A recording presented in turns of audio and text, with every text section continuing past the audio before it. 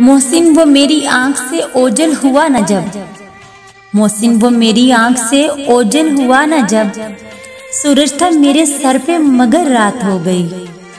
वो पेश लफ्ज था जिसने रुला दिया तुझे, संभाल खुद को अभी दास्तान बाकी है।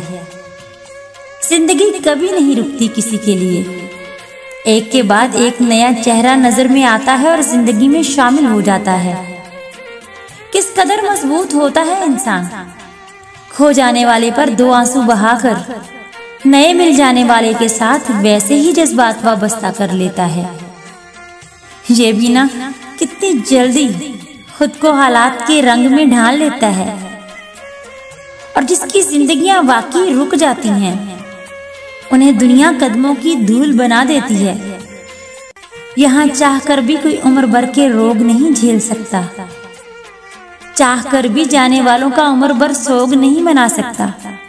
वाह रे इंसान, बख्त के तख्त से यखलख्त उतारा हुआ शख्स, बख्त के तख्त से यखलख्त उतारा हुआ शख्स, तूने देखा है कभी जीत के हारा हुआ शख्स?